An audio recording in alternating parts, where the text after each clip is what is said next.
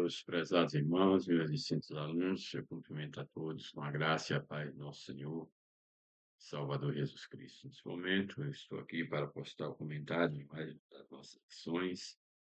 Hoje nós temos a lição número 10, de 8 de março de 2026.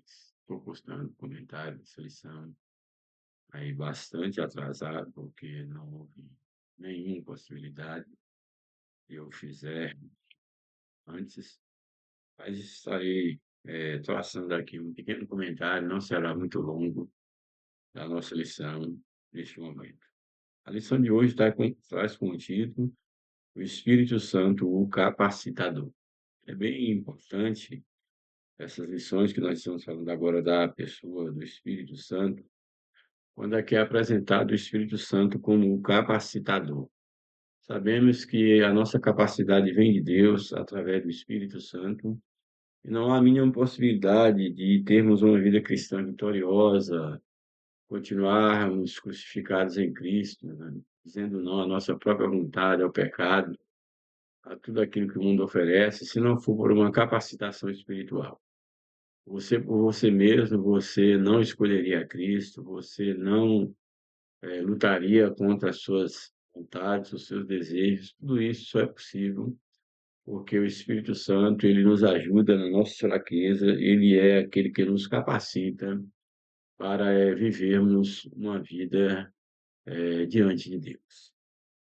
O textuário da lição está aí no livro de Joel 2, verso de número 28, que é esse fragmento da parte A do verso, que nos diz o seguinte: há de ser que depois derramarei o meu espírito sobre toda a carne. A profecia de Joel, ela vai reaparecer aí na leitura bíblica em classe. A verdade prática nos diz: o derramamento do Espírito Santo é uma promessa universal que capacita a igreja com poder para pregar o Evangelho. Que é bem interessante, porque o título da lição expõe o Espírito Santo como capacitador, e aqui a verdade prática vem trazer essa proposição de que o Espírito Santo ele é derramado sobre a igreja para e é uma promessa universal.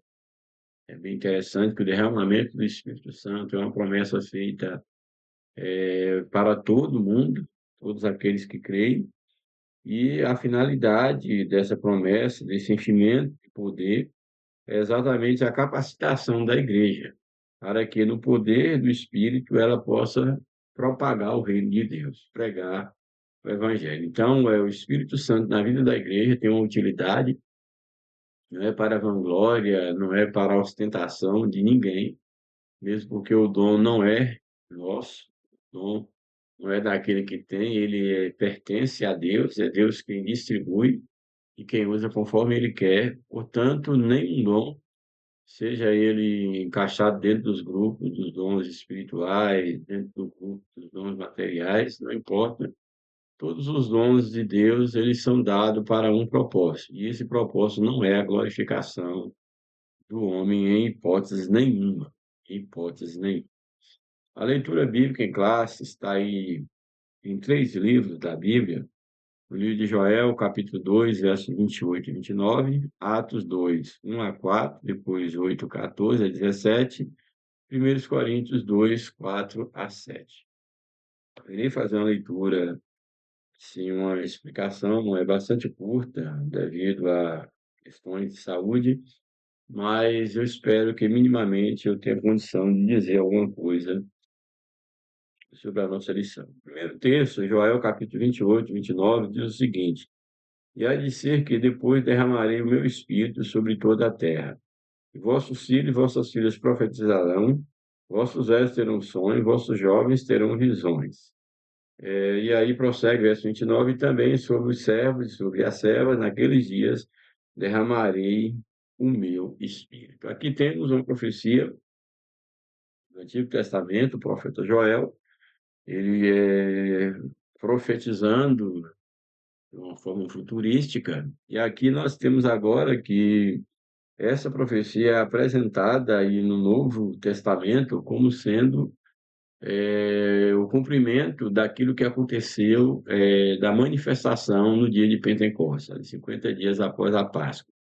Portanto, essa profecia de Joel, ela apontava uma profecia escatológica, apontava para o futuro, e ela tem o seu cumprimento, o início do seu cumprimento exatamente quando da fundação da igreja, no dia de Pentecostes. E essa promessa, ela continua de pé até hoje, assim nós cremos.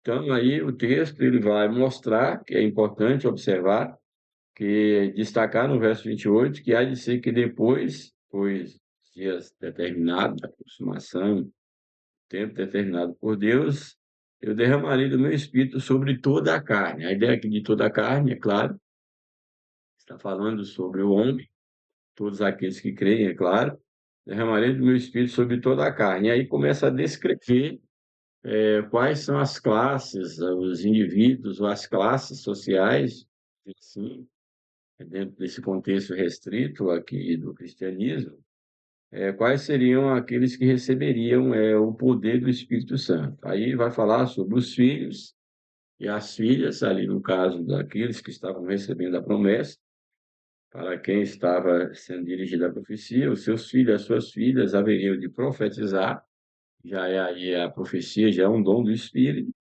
e vossos velhos terão sonhos. Também aqui o sonho aqui não é um sonho comum, é uma espécie aqui de uma revelação, uma visão em termos espirituais.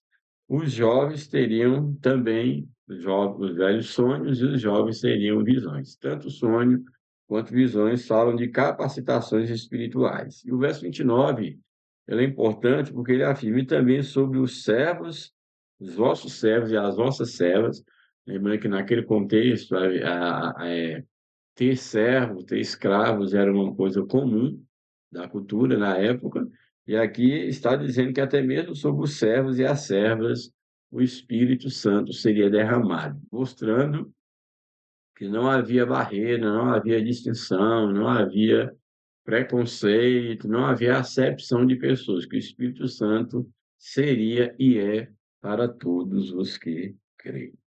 Aí Atos, capítulo 2, verso 1 ao 4, depois o capítulo 8, verso 14 a 17, no Atos 2, 1 até o verso de número 4, diz o seguinte, no verso 1: Cumprindo-se o dia de Pentecostes, que é 50 dias após a Páscoa, estavam todos reunidos no mesmo lugar. Jesus havia ordenado que eles reunissem em Jerusalém para que aguardasse a promessa do Pai. E ali eles ficaram no cenáculo, numa casa, ali aguardando o cumprimento da promessa, certamente orando, adorando a Deus. Então, cumprindo-se o dia de Pentecoste, estavam todos reunidos no mesmo lugar. E de repente, ou seja, de uma forma repentina, não programada, não havia um dia marcado, a ordem é que eles ficassem em Jerusalém. E de repente, veio do céu um som, eles ouviram um som, como de um vento forte, um vento veemente, impetuoso. Não está dizendo que o Espírito Santo era um vento, mas essa voz,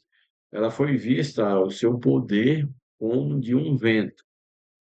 Era a capacidade daquela voz, como se fosse um vento veemente, vento forte, impetuoso, e encheu toda a casa. Esse vento tomou toda a casa em que estavam assentados, verso 3, e foram vistas por eles línguas repartidas como de fogo. Então, eles mesmos puderam testemunhar, aqueles que estavam ali, olhando sobre os demais e sobre eles mesmos, vindo línguas repartidas como que de fogo. Também aqui é uma comparação, como que língua de fogo. Não era línguas de fogo, era como, aqui usando uma linguagem metafórica comparativa.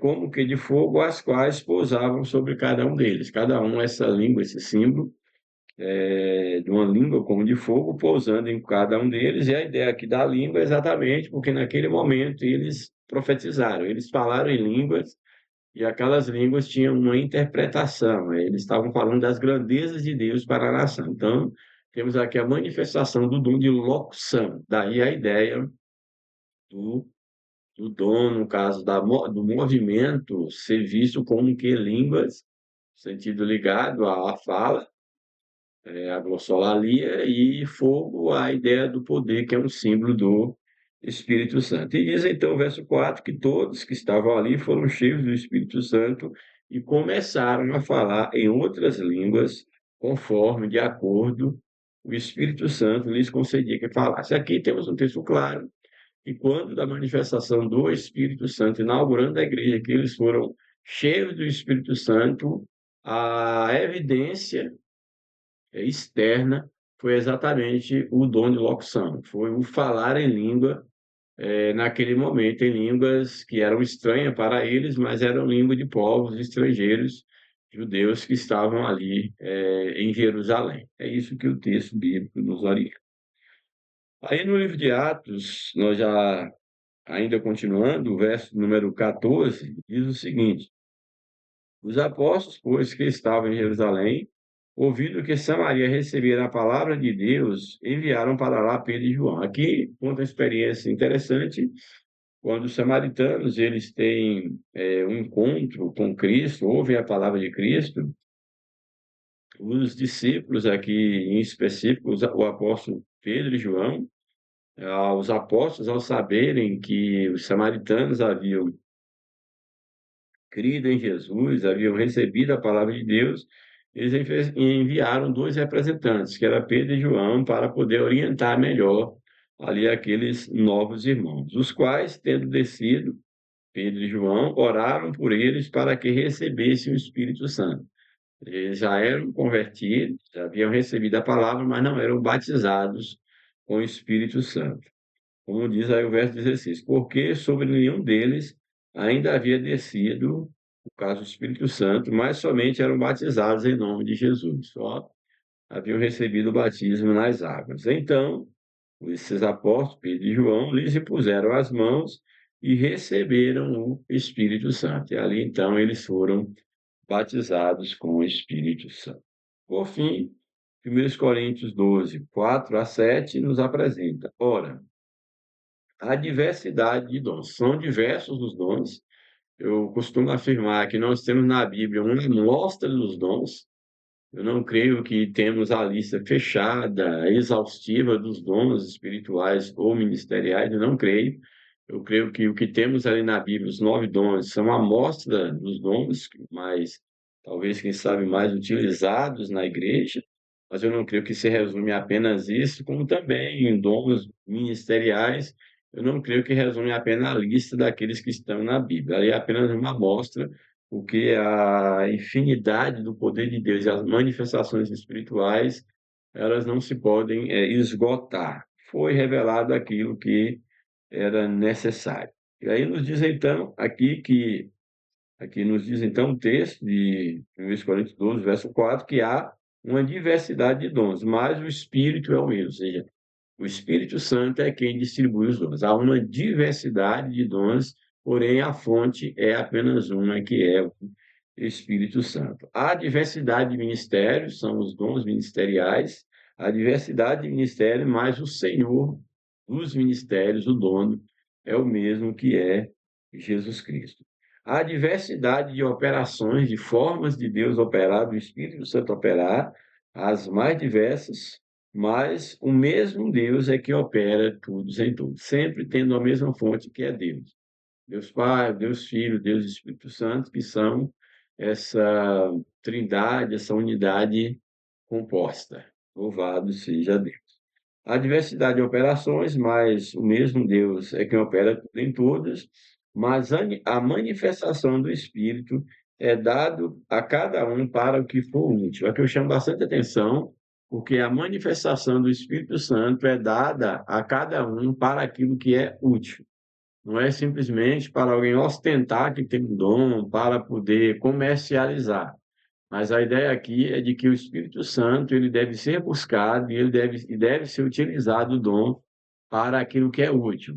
Qual a ideia aqui do útil? É aquilo que vai ser útil para o bom funcionamento da igreja e, em especial, para a sua obra de evangelização. Essa é a ideia central do texto. Bem, já vou para o comentário da lição. Aí a introdução nos apresenta: a promessa do derramamento do Espírito Santo cumpriu-se no Pentecoste, permanece válida para todos os que creem. Ela iniciou lá o cumprimento da promessa, mas ela ultrapassa aí gerações. Além da regeneração, então, isso aqui é bem interessante. A atuação do Espírito Santo vai além da regeneração. Ele também é o capacitador do crente para o serviço do reino de Deus. Nessa lição, veremos que o Espírito Santo distribui dons e conduz a igreja com manifestações sobrenaturais, promovendo a unidade, a santidade e o testemunho eficaz da igreja. Então, isso deve ser levado muito a sério, porque o Espírito Santo é o guia da igreja, é quem distribui os dons e é quem promove a unidade da igreja. Não é possível a igreja ser unida sem esse elo que nos liga, que é o Espírito Santo.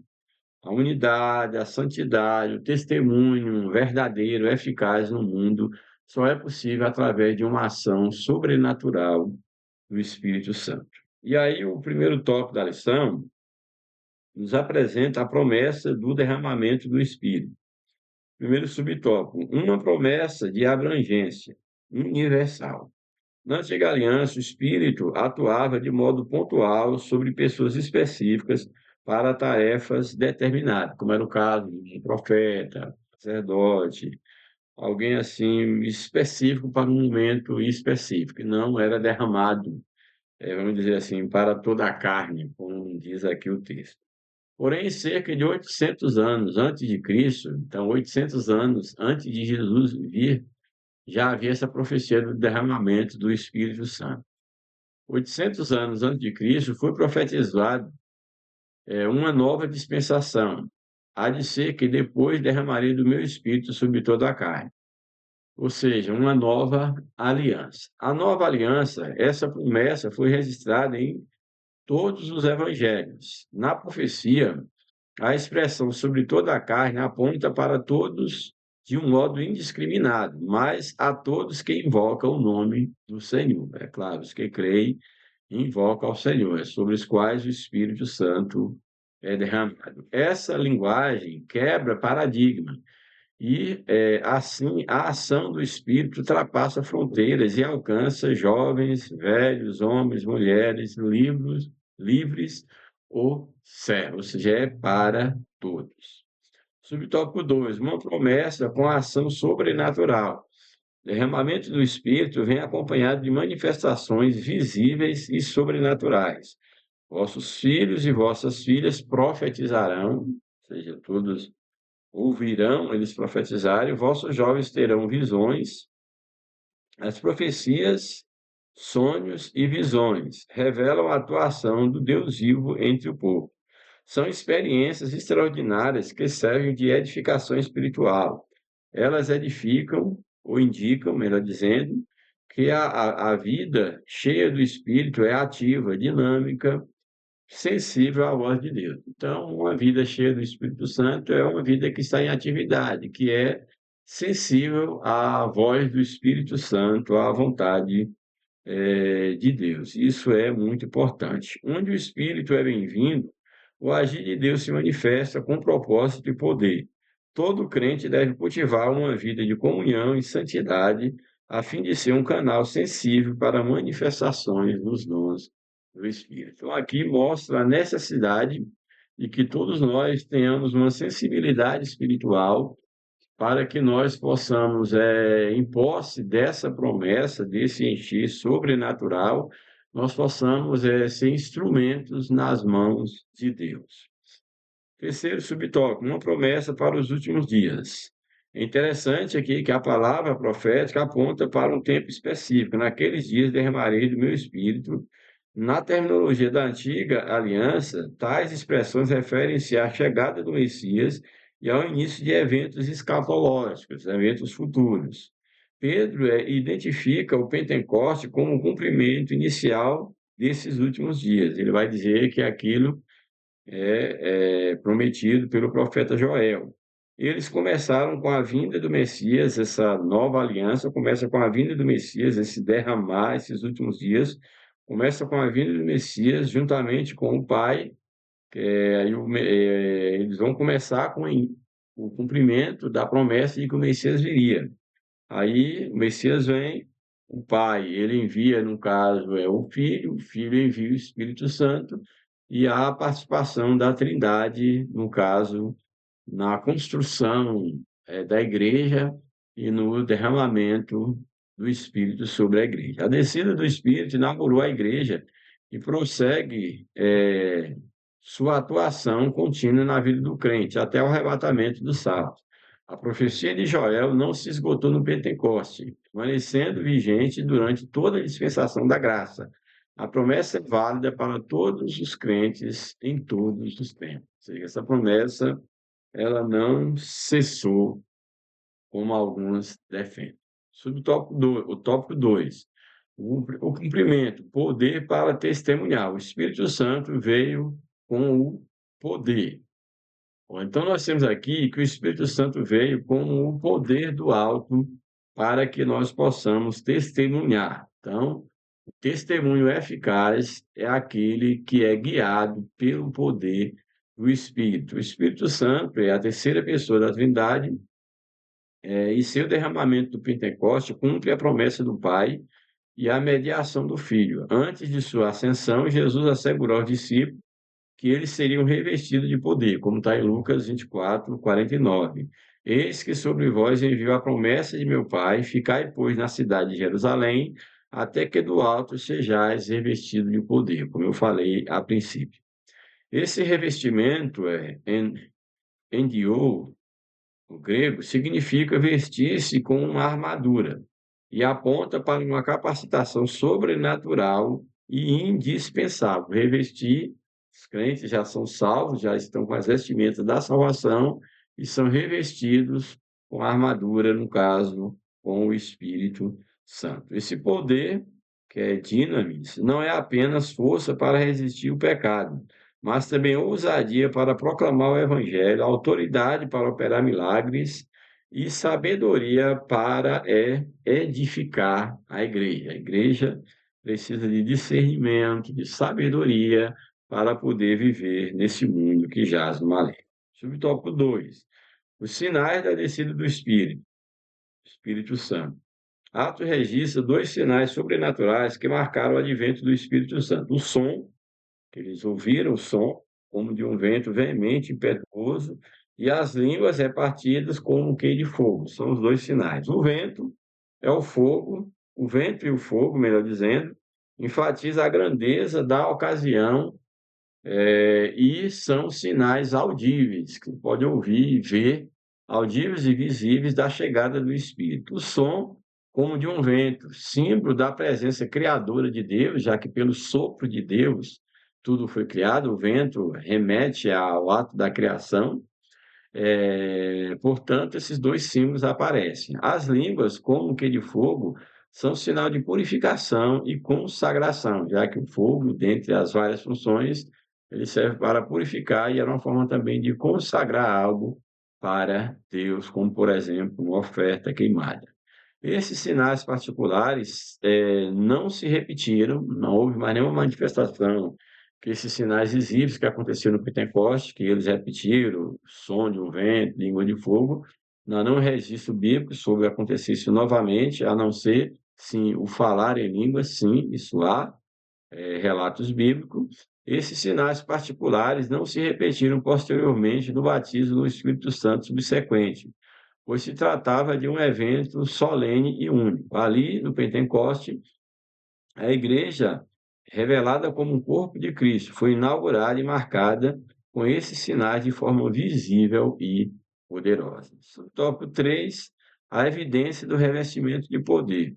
O revestimento de poder veio com um sinal específico, que foi o falar em outras línguas. Esse é o sinal específico que a Bíblia nos apresenta. Em Atos, o falar em língua está explícito em 3 registros. Aí tem Atos 2, Atos capítulo 10, Atos capítulo 19, e está implícito em outras 2 ocasiões, que é em Atos capítulo 8 e Atos capítulo de número 9. Dessa forma, biblicamente, o falar em outras línguas é sempre a evidência física inicial do batismo no Espírito Santo. Essa evidência difere do dom espiritual de variedade de línguas. Esse último dom requer interpretação para a edificação da igreja, Porém, O falar em língua, como batismo ou renovação, não requer interpretação. Na experiência da salvação em Cristo, todo crente é selado com o Espírito Santo. Porém, no batismo no Espírito Santo, todo crente é revestido de poder. Aqui tem algo que não é um ponto pacífico de aceitação, de observação, é quanto a esse dom como manifestação do Espírito Santo e o dom como essa manifestação, falar em língua como manifestação do Espírito Santo, como um sinal externo e o dom de variedade de línguas. Aqui, o comentarista coloca que são duas coisas separadas, mas isso vamos dizer, há críticas quanto a isso, e também aqui ele apresenta que esse falar em línguas como evidência não precisa de interpretação. É algo que eu acho também meio complicado, dizer que não precisa de interpretação. Se é uma língua, ela tem uma interpretação, mas talvez a finalidade em relação ao momento seja diferente. Vamos dizer, há uma visitação sobrenatural onde a pessoa demonstra, de fato, ter recebido esse poder falando em línguas que eu creio que tem uma interpretação, eu creio que tem, mas não é o dom de variedade de língua. Então, a maioria das pessoas que nós conhecemos, eles falam em língua como evidência. São aquelas mesmas frases, aquelas mesmas palavras, não que eles estão inventando, mas são um conjunto limitado de palavras. Alguns falam até uma frase inteira, outros 3, 5 palavras, outros umas 2 palavras. Eu não tenho coragem e ousadia de entrar no mérito dessa questão. Eu creio no batismo com o Espírito Santo, creio na manifestação dos sinais, do falar em língua como uma evidência, eu creio assim, e conheço muitas pessoas que falaram língua só quando foi batizado, outros falam 2, 3 palavras, são as mesmas palavras quando eles são tomados pelo Espírito Santo, e o variedade de língua é quando a pessoa ela fala em várias línguas. Deus pode usar você para falar para alguém que está te ouvindo, que fala a língua inglesa, e você nunca ter falado, e Deus te usar, te falar inglês, o russo, o espanhol, numa variedade de línguas ou línguas espirituais, que também vai ter uma mensagem. O que a Bíblia nos orienta é que o dom de variedade de língua, ele é útil à igreja, mas é necessário que haja na igreja também quem tenha o dom de interpretação de língua, ou seja, que a mesma pessoa que recebeu o dom de língua, que ele ore para que Deus o capacite com o dom de interpretação, ou que haja outro na igreja que tenha, como já vi, já experienciei, que tenha a capacidade de interpretar aquilo que Deus está falando por meio da língua, ou da variedade de línguas. Por fim, o último tópico da lição, a continuidade do derramamento do Espírito Santo, a extensão da promessa do Espírito. Pedro exorta a seus ouvintes ao arrependimento, que é para receber o Espírito Santo, tinha que se arrepender. Ao arrependimento, ao batismo nas águas, e lhes assegura que, arrependendo, estando convertido, recebereis o dom do Espírito Santo. Essa frase precisa ser entendida à luz do contexto. O dom do Espírito refere-se ao cumprimento da profecia de Joel, e à promessa de Jesus a respeito do revestimento do poder. Esse dom não ficou restrito ao Pentecoste, mas é estendido aos crentes de todas as épocas, a vós, vossos filhos, a todos os que estão de longe, que seriam aqueles que ainda não eram daquela geração, e a tantos quantos o Senhor chamar. Haverá versões que falará assim. Na casa de Cornélio, a regeneração ocorreu pela fé em Cristo, e o batismo do Espírito Santo precedeu o batismo em água. Que interessante, a casa de Cornélio, eles creram, foram batizados com o Espírito Santo e depois foram batizados nas águas. Isso mostrando que isso pode acontecer. O batismo do Espírito Santo é para quem é salvo, não é para quem é batizado nas águas.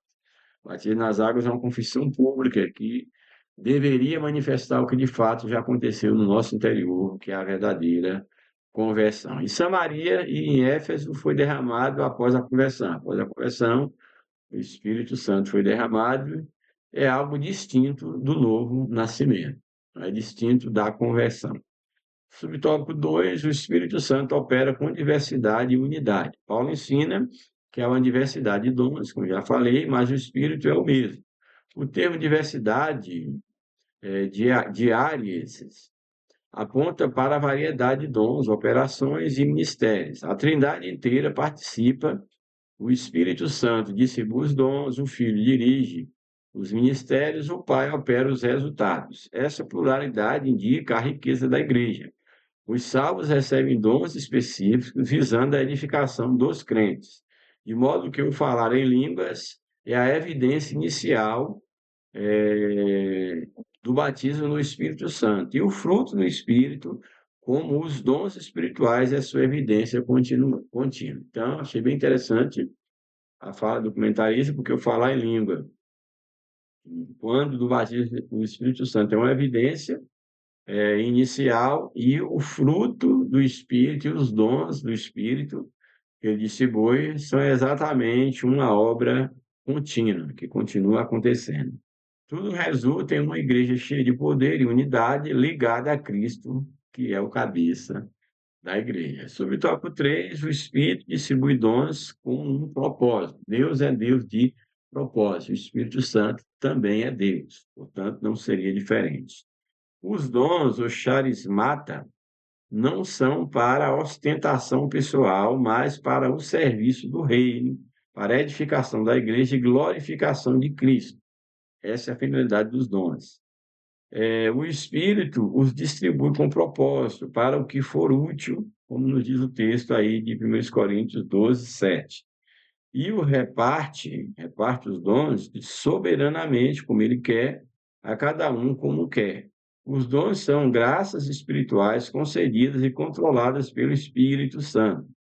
A finalidade específica dos dons nos protege. Qual são dentre as várias finalidades? Nos protege de dois perigos espirituais. O primeiro, a soberba. O Espírito Santo nos protege da soberba, que transforma o dom em motivo de vanglória. Então, o Espírito Santo vem tirar a nossa soberba e não vem para alimentar a nossa vanglória. E também, uma das finalidades é que nós não sejamos negligentes. Então, é evitar a negligência, que acaba o quê? Enterrando o talento, enterrando o dom. Então, a finalidade específica dos dons é nos proteger da soberba e da negligência. Portanto, cada crente é chamado para exercitar o dom que recebeu com humildade e disponibilidade para o serviço com amor, zelo e temor a Deus, que é o princípio de toda a sabedoria, e pelo temor de Deus o homem se desvia do mal. Por fim, a nossa conclusão. O Espírito Santo é o capacitador divino prometido aos que creem. Ele atua em cada geração com poder, dons espirituais e direção. Desde o Pentecostes, sua presença é real e contínua. O crente pentecostal vive não apenas no Espírito, mas pelo Espírito, pela fé, pelo Espírito, como testemunha viva do poder de Deus no mundo. Portanto, cada cristão regenerado é chamado a viver na plenitude do Espírito. Esse é o meu desafio, é o teu desafio, é o nosso desafio. Que Deus nos abençoe, oreis por nós, em nome de Jesus. Amém.